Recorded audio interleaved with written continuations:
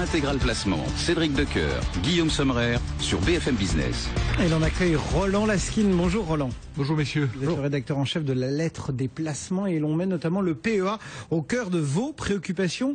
Il ressort selon vous grandi de ces questions de fiscalité. Puis on va voir son évolution à venir. Comment est-ce que vous appréhendez ce vieux produit ? Ce vieux produit, mais écoutez, je ne sais pas s'il est très vieux, en tout cas c'est le seul produit avec lequel on peut faire de la bourse en France. Parce que et il est méconnu. Mal vendu peut-être ? Il est méconnu, mal vendu parce que le PEA, acheter les actions en direct, c'est peut-être pas ce qui intéresse le plus les banques. Or, pour les fonds, on trouve effectivement des fonds PEA, mais la promotion du PEA auprès des banques est assez faible.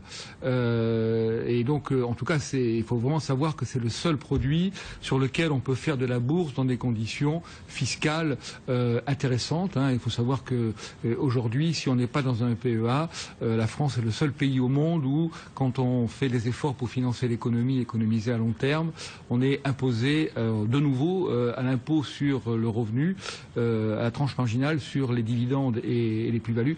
Donc le PEA, c'est la seule enveloppe possible pour investir en bourse dans de bonnes conditions fiscales. La seule obligation, c'est d'investir européen.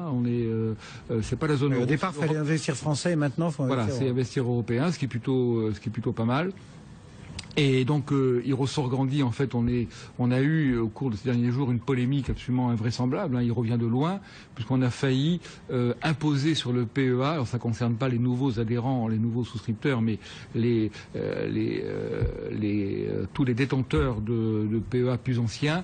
Le gouvernement a essayé d'imposer une imposition rétroactive qui date de 16 ans sur les prélèvements sociaux sur les PEA. Ça a soulevé un tollé. Heureusement, ça n'a pas été... Et il faut se réjouir de cette décision ?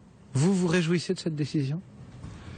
Alors, se réjouir, oui, parce que finalement, le PEA ressort renforcé de la bataille, parce que en même temps que le gouvernement voulait taxer ces PEA, il s'est rendu compte qu'on a un problème de financement des entreprises, financement de l'économie, et donc il a proposé, il est en train de proposer dans le prochain loi de budget de finances pour 2013, d'augmenter le plafond du PEA à 150 000 €, on est à 132 aujourd'hui, et surtout de créer le fameux PEA-PME qui va permettre de donner enfin de l'oxygène aux PME. Donc il ressort grandi, mais c'est à la fois un petit peu inquiétant parce que ça veut dire que finalement, pour financer des déficits, on était vraiment prêt à tout, y compris à compromettre, à sacrifier l'épargne, le financement des entreprises et l'emploi. Aujourd'hui, comment peut-on donner envie finalement à quelqu'un de se lancer dans le PEA ? Alors effectivement, on va dépoussiérer un petit peu l'animal avec ce PEA-PME qui pointe le bout de son nez, mais on a quand même fait beaucoup de mal dans l'image de l'investisseur de long terme, non, avec cette histoire de prélèvements sociaux. Aujourd'hui, qu'est-ce qu'on peut dire à un auditeur, à un téléspectateur qui se dit tiens, je vais débuter avec un PEA ? Ce qu'on peut dire, c'est qu'on voit très bien que les rendements sur tous les placements se situent entre 1,5 et 2%. Il n'y a absolument pas de rendement. Il n'y a pas de perspective de plus-value quand vous mettez aujourd'hui votre argent sur un compte d'épargne ou même en assurance vie, en dehors de prendre de gros risques. Donc en fait, ouvrir un PEA, c'est se constituer une épargne avec a priori un rendement beaucoup plus important que les 1,5% en moyenne qu'on a aujourd'hui sur le marché, et c'est peut-être aussi le moyen de mettre le pied à l'étrier sur des entreprises françaises, européennes qui sont intéressantes, un marché qui a remonté mais qui est très très loin en Europe des plus hauts niveaux. Donc en fait c'est le seul endroit finalement où on peut à la fois avoir un espoir de rendement et une réalité de rendement et un espoir de plus-value, parce qu'on est quand même très très loin des meilleurs niveaux boursiers sur les valeurs européennes. Oui, donc ça c'est un argument fort. Investir dans un PEA parce que les marchés actions ont encore du potentiel de hausse. Absolument, tout à fait. C'est vraiment le seul endroit aujourd'hui où fiscalement on peut épargner de façon à peu près protégée en dehors des 15-50 de prélèvement. Hein. Et surtout, bien évidemment, il n'y a finalement que là qu'on peut trouver de réelles perspectives de plus-value et du rendement. Et alors justement, pour nos téléspectateurs, nos auditeurs qui voudraient démarrer un PEA, quels conseils pourriez-vous leur apporter aujourd'hui? Quels sont les trucs, les astuces, les clés à connaître pour démarrer un PEA? Ouvrir un PEA. Alors d'abord, il faut ouvrir un compte dans une société de bourse ou auprès de sa banque. Alors on peut passer par des fonds. Si on démarre un PEA, on a peut-être intérêt, c'est plus ludique, c'est plus intéressant, à aller acheter des actions en direct. Hein, si on met 20-30 000 Déjà, euros. on commence dans sa banque ou on commence chez un courtier? On compare les prix, on n'a pas spécialement de raison d'aller dans sa banque, mais c'est évident qu'on passe par un courtier internet, parce que là on va pouvoir suivre soi-même son portefeuille, et en plus c'est beaucoup moins cher. Donc on commence par ça, et eh bien quel type de valeur on met dedans? On va peut-être pas jouer au début des valeurs très spéculatives quand on démarre avec un petit capital. C'est plus quand on a un patrimoine plus large qu'on peut travailler de façon un petit peu plus audacieuse. Il ne faut pas non plus aller chercher des valeurs totalement sécuritaires qui ont, elles, en tout cas, pratiquement épuisé leur potentiel de progression. Il faut essayer de trouver des valeurs solides qui ont du potentiel et peut-être également du rendement. Bon, on est d'accord que ça dépendra du capital que chaque investisseur voudra mettre. Mais grosso modo, on part sur combien de lignes sur un PEA de départ?